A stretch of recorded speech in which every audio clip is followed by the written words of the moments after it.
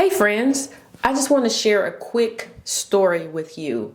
I went over to Unice Hair and I purchased I purchased a yaki 10-inch bob.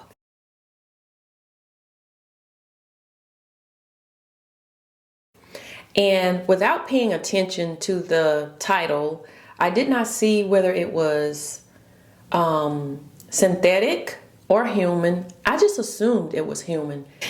So the reason it was a big mistake is because I was so excited to get this bob, and I grew up wearing my biological hair in bobs, and I'm just deciding, hey, I want to go back to bobs, but I don't want the shiny, straight, silky straight. I want a more of a yaki material hair.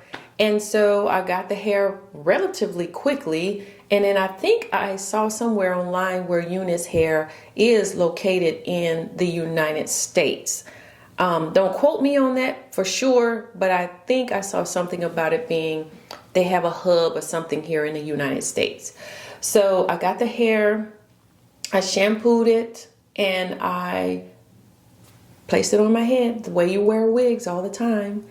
And it started to itch. It was itching, but I didn't think anything of it because at the same time, I'm still thinking this is human hair. So it started to itch. I went out in it, just going about my normal routine during the day, running errands and taking care of my businesses. And I noticed that I continued to itch. By the 5th hour of the day, I started having problems breathing. And once I started having problems breathing, I felt like I was having problems swallowing. And then I felt like my lips and my tongue was beginning to swell. At this point, I'm at the gas station and I'm standing there pumping gas in my car, and I'm only a few minutes away from home. So I was already done with the gas, and I jumped in the car as quickly as I could.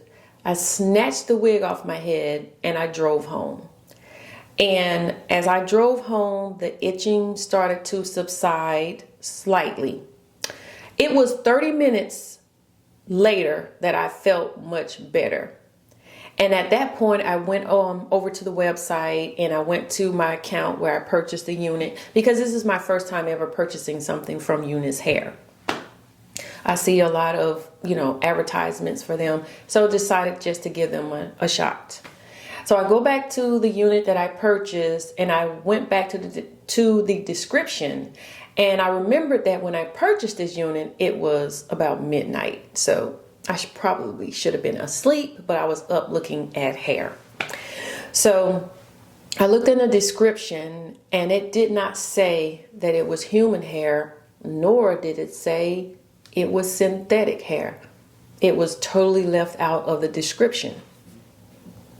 So then I go and I email the company, and their response was, I'm very sorry, and we can give you a discount on your next unit. And that's not what I wanted. I did not want a discount. I wasn't asking for anything other than to let them know what happened to me, and that I think that they should take heed about these harsh chemicals that they are putting in the hair. I went and did some research on Google, and I put in the information regarding yaki hair. I asked if yaki hair was maybe in fact a form of synthetic hair, and it said not necessarily, but yaki hair is used with chemicals to create that rough texture as if it was coming from a black person or a brown person who has the type of texture of hair that I have, because not every brown person has coarse hair, but I do. So I thought about it and I said it has to be the chemicals that was created to make the yaki hair.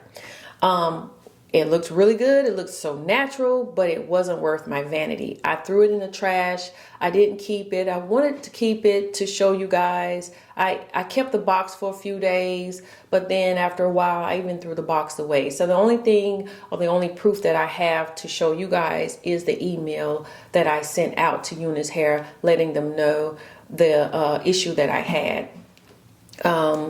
So they were trying to tell me to send it back, but I couldn't send it back per their policy. The lace had been cut. I sprayed lace tint on it, and that was the only thing that I did to it. It came pre-cut, but it still had lace tint on it. So it looked like it had been used, even though it had only been on my head for about 5 to 6 hours. That's still considered used. So the unit should have been a eye opener for me, because I felt like it was relatively cheap. It was about, I think, $88, $89. That's relatively cheap, but it didn't sound off any bells in my head, because a lot of times units are cheaper if they're shorter. Sometimes shorter units cost less because of the length, you know. So, and they were running a Black Friday sale, which I didn't pay attention to that either at that time. That was not the driving force for me purchasing it. It was just, it looked so natural, and I liked the length, and I actually wanted it to be in an 8-inch, but it came in a 10-inch, and I was, you know, thinking about once I received it to get it cut a little bit shorter. I just wanted it to be shorter, but that went totally out the window once I had that very, very terrible experience. Guys, thank you for tuning in, and thank you for all of your support. And I will talk to you guys on the next video. But before I go, I would really like to talk to someone who's had some experiences with synthetic braiding hair and tell me what their experience has been. If you would like to be a part of one of my videos regarding that, please reach out to me by email, and we can talk in more details about it. Thanks again. For many Black women, braiding with synthetic hair extensions isn't just about style. It's a go-to for protecting and growing their hair. But a new study from Consumer Reports is raising serious concerns. They found 10 products contained ingredients that can cause cancer.